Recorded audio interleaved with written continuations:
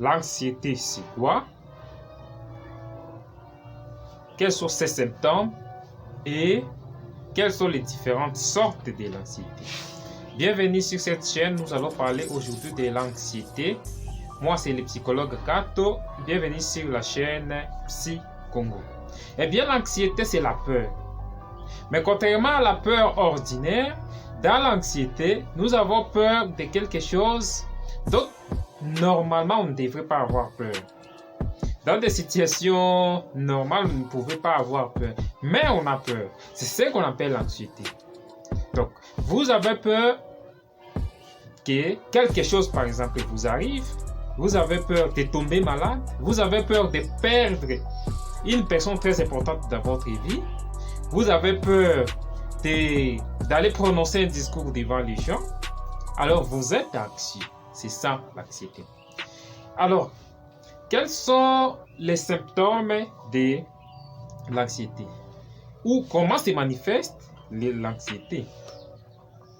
Alors, l'anxiété peut se manifester de plusieurs façons différentes. Alors, nous allons parler des 4 niveaux de manifestation de l'anxiété. C'est d'abord sur le plan physiologique.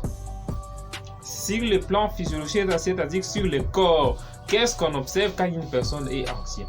Eh bien, lorsqu'une personne est anxieuse, ce que vous allez observer chez vous, c'est par exemple les battements du cœur, les battements rapides ou l'accélération du rythme cardiaque. Donc, vous avez l'anxiété, vous avez peur de quelque chose de grave qui peut arriver, vous avez peur de faire quelque chose, alors votre cœur va s'emballer, il y aura accélération du rythme cardiaque. Et bien, pour maîtriser l'accélération des rythmes cardiaques, j'ai déjà fait une vidéo sur ça et vous pouvez toujours trouver ici. Mais c'est un des symptômes, ce n'est pas tous les symptômes. Quand vous êtes anxieux, vous aurez aussi d'autres signes, d'autres manifestations sur votre corps. Par exemple, la transpiration. Alors, lorsque quelqu'un a peur, lorsque quelqu'un est anxieux, vous pouvez bien voir que la personne est en train de transpirer. Comme s'il avait des bouffées de chaleur, alors qu'en réalité, il n'y a pas de chaleur. Même s'il n'y a pas de chaleur en réalité. Mais la personne aura cette transpiration, cette bouffée de chaleur. Alors, autre symptôme, la personne peut avoir lorsqu'il est anxieux, de la nausée. Donc, il aura des difficultés pour manger juste parce qu'il est anxieux. Souvenez-vous, par exemple, lorsque vous étiez anxieux une fois, vous êtes en train de vous préoccuper sur une chose, vous pensez qu'une chose de grave va arriver, eh bien, vous aurez peut-être de la nausée et vous ne saurez pas manger. Vous aurez de la difficulté pour manger. C'est un des symptômes de l'anxiété, c'est que vous êtes anxieux à ce moment-là. Alors, les symptômes de l'anxiété peuvent être aussi, par exemple, des vertiges. Alors, il y a des vertiges lorsqu'on est anxieux qui s'expliquent seulement par l'anxiété. Donc, vous n'êtes pas malade, vous n'avez pas un problème de santé, de santé physique, bien sûr, mais vous avez de la vertige. Et bien, lorsque vous êtes anxieux, vous pouvez sentir de la vertige.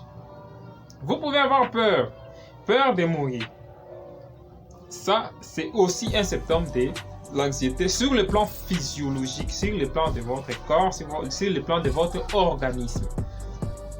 Alors, il y a d'autres plans sur lesquels on peut voir les manifestations de l'anxiété. C'est par exemple sur le plan cognitif. Si j'ai dit plan cognitif, c'est-à-dire sur le plan de votre manière de penser, de votre façon de raisonner. Eh bien, lorsque vous êtes anxieux, vous aurez tendance à ruminer. Ruminer, c'est-à-dire vous aurez tendance à beaucoup penser sur la situation. Donc, à retourner la situation de plusieurs façons. Je vous donne un exemple. Vous devez tenir un discours devant les gens que vous ne connaissez pas. Vous avez peur d'aller prononcer ces discours-là, puisque c'est peut-être votre première fois. Eh bien, vous allez commencer à réfléchir sur la façon dont cette situation va se dérouler. Ça va se passer comment? Comment est-ce que ça sera? Est-ce que je ne peux pas me tromper? Ceci, cela. Vous allez penser ça plusieurs fois. Ça, c'est sur le plan cognitif, sur le plan de votre pensée. Vous allez retourner une situation plusieurs fois, c'est ce qu'on appelle la rumination. Toujours sur le plan cognitif, vous pouvez avoir ce qu'on appelle les biais d'interprétation. Vous pouvez déjà interpréter les choses très mal. Il y a plusieurs biais d'interprétation. Je vais faire une vidéo sur ça plus prochainement. Mais c'est par exemple lorsque vous interprétez mal un événement, une situation. Alors, ça peut vous arriver lorsque vous êtes anxieux. Alors, sur un autre registre, alors sur le niveau affectif, c'est là que vous avez peur. Vous avez peur de faire mal les choses. Vous avez peur de ne pas vous en sortir. Vous avez peur peut-être de mourir aussi. Ça, c'est plutôt dans les troubles panique. Alors, vous avez peur, vous avez les sentiments d'angoisse. Ça, c'est les plans affectifs. Vous aurez ces sentiments-là. Alors, lorsque vous êtes anxieux, ça peut se manifester aussi sur les niveaux comportemental. Sur les comportements, comment ça peut se manifester? Eh bien, sur le comportement, ça peut se manifester de plusieurs façons. Mais nous avons d'abord l'aspect évitement. Donc, vous êtes là, vous êtes anxieux, vous pensez que la situation sera très difficile pour vous et donc vous n'y allez pas du tout. Vous restez à la maison. Imaginez que vous devez aller faire un discours, soit vous changez, vous déléguez une autre personne pour faire le discours à votre place. Ou soit vous n'allez pas seulement à l'événement. Ça, c'est sur le plan comportemental. Lorsque vous êtes anxieux, ça va se manifester de cette façon-là. Ou soit vous allez fouiller, vous arrivez à la situation, mais vous ne passez pas devant et puis vous fouillez. Et donc, c'est ça, l'anxiété, ça arrive à tout le monde et puis c'est normal.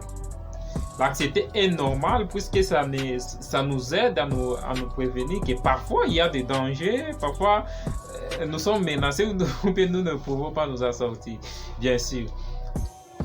Mais l'anxiété peut devenir alors un trouble. Ça peut devenir alors une maladie. Alors on parle de troubles anxieux. Alors, quand on parle d'un trouble, ça veut dire déjà que c'est une maladie. C'est-à-dire, pour vous, l'anxiété dépasse la borne ou devient un peu gênant. Ça devient très gênant pour vous et vous allez vivre toujours, mais vous n'allez pas avoir une bonne qualité de vie. C'est ça. Alors, là, nous parlons déjà des troubles anxieux. Et pour vous parler des sortes de troubles anxieux, alors, dans les manuels qu'on utilise, que les psys utilisent souvent pour trouver la classification des troubles mentaux, dans les manuels qu'on appelle le DSM-4, nous avions 7 troubles anxieux différents.